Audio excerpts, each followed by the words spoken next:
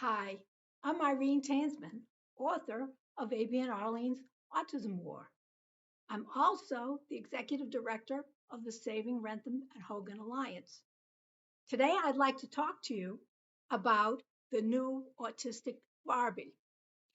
Um, these opinions that I'm giving you right now are my own opinion and do not reflect the views of the members or the board of directors of the Saving Rentham and Hogan Alliance.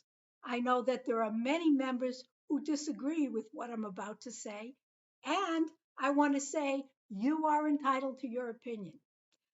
So, a lot of people are weighing in on the Autistic Barbie, so I thought I would do the same.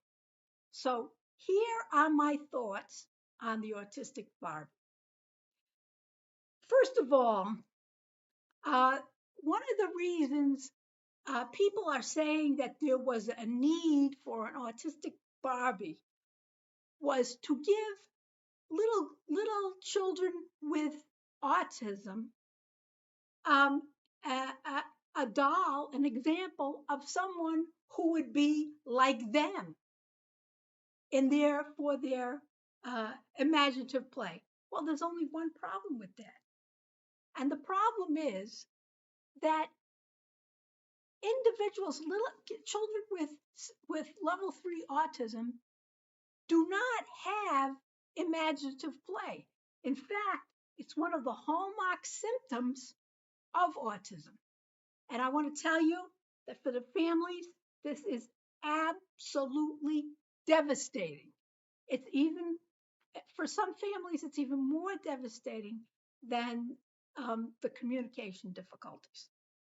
And the reason why it's so devastating is because while um, these children are not developing even functional play behavior, um, but certainly not imaginative play, instead of playing, they are doing destructive things. They're stimming or they're doing maladaptive behavior. And that is the reason why the families, usually the mother, but sometimes the father, have to watch these little kids every single second. It's even a big job to go to the bathroom because you don't know what that kid's going to do while you're going. Now, um, the kids, because they don't have play behavior, it makes it very, very difficult for the parents. And that's one of the reasons why these families need appropriate supports and services, which they rarely get. And if they get, there are lawyers involved and you have to fight for every crumb. Nothing is handed to you, not even in this, under the IDEA. Nothing is handed to you, especially if you're level 3. So what the Barbie is doing, in my opinion, is it's providing misinformation. It's telling everybody these kids need to have a doll that they can identify with.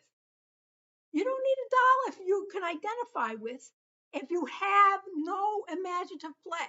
Now, let's think about how imaginative play and the intervention for imaginative play has developed. My son is now 37 years old. He's never developed imaginative play. There was they had no idea, no clue in terms of how do you get somebody to have imaginative play? How do you help them? Did we make any progress? I don't see any progress. I don't see any programming to help with this. They don't have imaginative play. It's really tough on the parents. Other parents who have kids who can play with dolls, those children can play with themselves by themselves, or they can play with another child while the parent cleans up or does laundry or, you know, takes a coffee break or whatever. But not these children. These children don't do that. And what is the help for them? There is no help. No help. So this is the reason why I really don't like the Barbie, because it's promoting misinformation. Now, the next thing that I've heard some people say, well, it's really not for the person with autism. It's for the neurotypical kid who's maybe afraid of a person with autism or doesn't want to include a person with autism. All right, you're getting close. But here's the thing. That's not going to work, in my opinion. It's not going to work.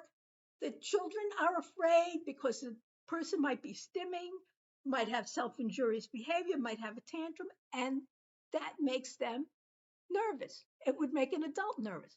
What do you have to do? You have to provide the correct supports and services so they learn not to do that, or there's some kind of health intervention so they don't do that. That's how you're going to get little kids not to be afraid and to want to include somebody with autism, not with a doll. A doll isn't going to do it. Now, you can debate back and forth with me that the doll is going to do it or not going to do it, but I believe a doll won't do the trick. The idea is the Autism Self Advocacy Network was able to promote their idea of what autism is. Of course, it doesn't fit the definition of what a lot of people are experiencing. And Mattel was able to um, brand themselves as being inclusive so that they can use that and use our vulnerable population in order to make money. And they sounds to me like they're pretty successful. But I don't like the idea. I think it was a stupid idea, and I think it promotes misinformation about autism. I think that it doesn't it sanitizes what people are experiencing. It's not going to help us get more help for understanding why these children don't have an imaginative play. It's not going to help us get intervention for that. It's something that's going to make matters worse. Now, in the whole grand scheme of things, well, I don't think it matters as much as our fight for supports and services, and that's what we need to do. We need to have we need to have good options to choose from. We need to choose, not people who have declared themselves as morally superior. They shouldn't be the ones deciding for us. We should be deciding for ourselves, um, with our loved ones, what you think that they need, and we're going to, and that's how we're going to help these people, not by a doll. A doll isn't going to help. But it's at the grand scheme of things, it's not a you know it's not a really that big of a deal. They want to have their doll, but it's not something good. We know it's not something good.